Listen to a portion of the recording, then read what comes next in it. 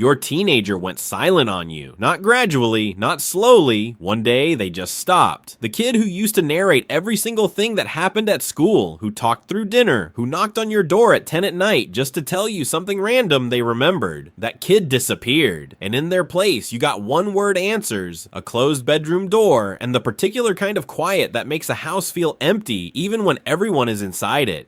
Most parents assume they did something wrong. They go back through their memory looking for the moment it broke, the fight they had, the comment that landed wrong, the time they were too distracted to listen, and when they can't find it, the silence starts to feel like punishment, like their kid made a decision about them. But here's what the science actually says, and once you understand it, you're never gonna hear that silence the same way again. Let's start with the explanation every parent reaches for first. Teenagers go silent because they're moody, hormones, rebellion, the natural push for independence. They don't want to be close to their parents anymore, so they pull away. It sounds reasonable, and it's not entirely wrong, but it's about 30% of the story, and the part it leaves out is the part that matters most. Because neuroscience researchers have spent the last 2 decades scanning the adolescent brain, and what they found doesn't look like a kid choosing distance. It looks like a brain in the middle of the most violent renovation project in human development. Here's what's actually happening inside your teenager's skull when they go quiet. The adolescent brain is not a finished brain running at lower settings.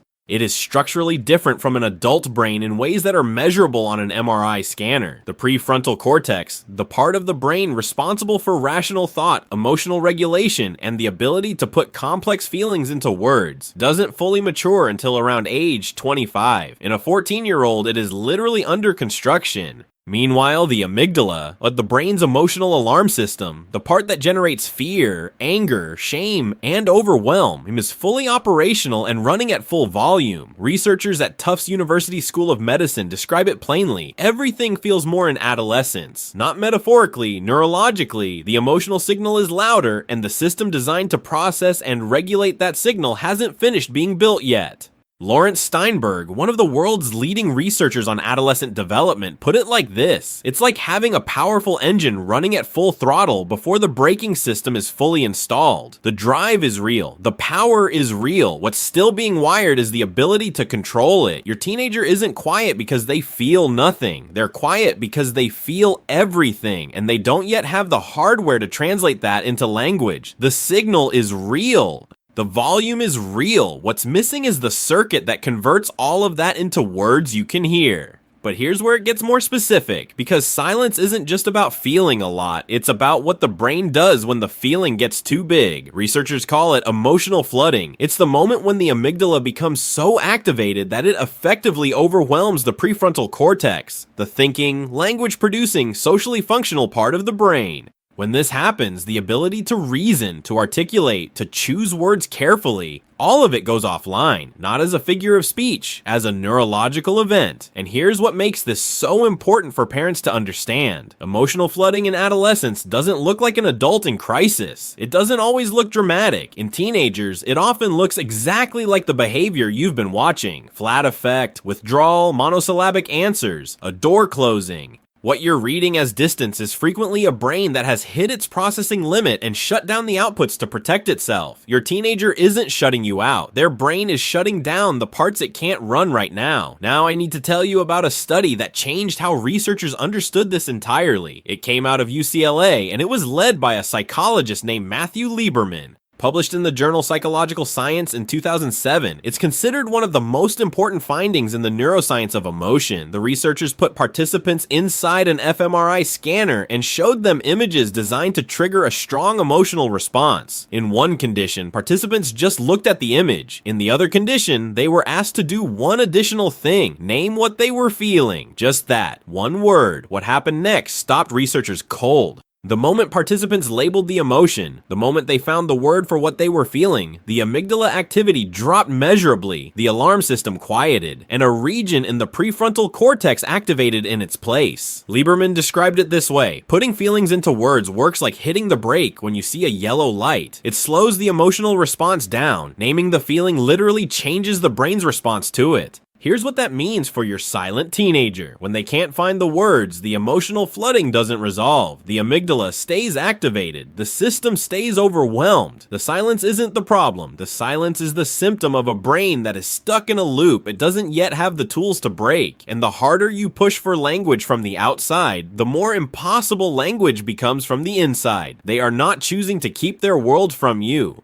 They genuinely cannot locate the exit. But here's where it gets stranger, because the silence isn't just neurological, it also serves a function, a developmental one that researchers didn't fully appreciate until they started tracking teenagers in real time. In the 1990s, a researcher at the University of Illinois named Reed Larson conducted a landmark series of studies using something called the experience sampling method. He gave teenagers and their parents pagers. Throughout the day, the pagers went off at random intervals, and each person had to stop and record exactly what they were doing, who they were with, and how they felt in that moment. The data collected across thousands of these snapshots built one of the most detailed pictures ever assembled of what daily life actually looks and feels like from the inside of a teenage brain. What Larson found was not what anyone expected. When teenagers were with their friends, their emotional states were high, engaged, alive, energized. When they were in school, the data was mixed. But when they were with their parents, their reported emotional states dropped significantly compared to when they were alone or with peers. The conclusion that jumped out at first reading seemed harsh. Teenagers are unhappier with their parents than they are alone. But that wasn't the conclusion, that was the misreading. What Larson found was that time spent alone, voluntary solitude, was not depressive for adolescents. It was regulatory. Teenagers who spent a moderate portion of their day alone, roughly between 20 and 35% of their waking hours, showed measurably better outcomes across emotional health, academic performance, and behavioral adjustment than teenagers who spent either much less or much more time alone.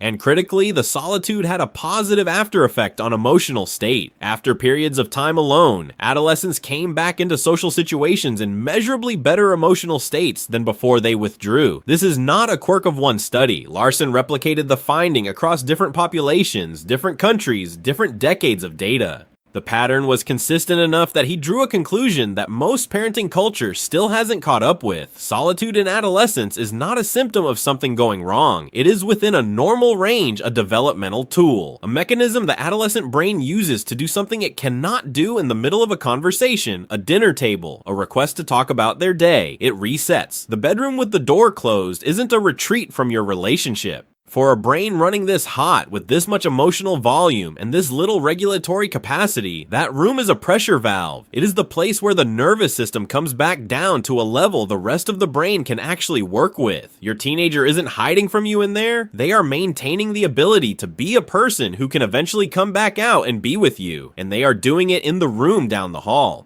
There is one more layer to this that almost nobody talks about outside of academic research, and it changes the equation for parents entirely. Researchers studying parent-teen communication have documented something called the pressure paradox. When a teenager who is already emotionally flooded feels direct questioning pressure, the "why won't you talk to me" conversations, the earnest attempts at connection that come loaded with the parent's own anxiety, the amygdala responds to that pressure as an additional threat. The system doesn't open up, it closes down further. Studies tracking families over time have found something counterintuitive. The teenagers who talked most to their parents weren't the ones whose parents pushed hardest for conversation. They were the ones whose parents learned how to be present without requiring a performance. Side-by-side activities, driving somewhere, a shared quiet that didn't demand to be filled, a parent who could sit in the same room without turning every silence into a question. In those low-pressure environments, the prefrontal cortex gets room to come back online. The emotional flooding recedes. And sometimes, in the middle of nothing in particular, a car ride home, sitting together watching something, folding laundry in the same room, the words find their way out, not because you asked, because you stopped asking in the way that closed the door, and your teenager's brain finally had enough space to walk through it on its own. So now I need to tell you about the warning, because there is one. Not every silence is a brain in renovation. Silence that is accompanied by a loss of interest in things your teenager once loved, by eating or sleeping patterns that have dramatically shifted, by complete withdrawal from friends as well as family. That is a different signal.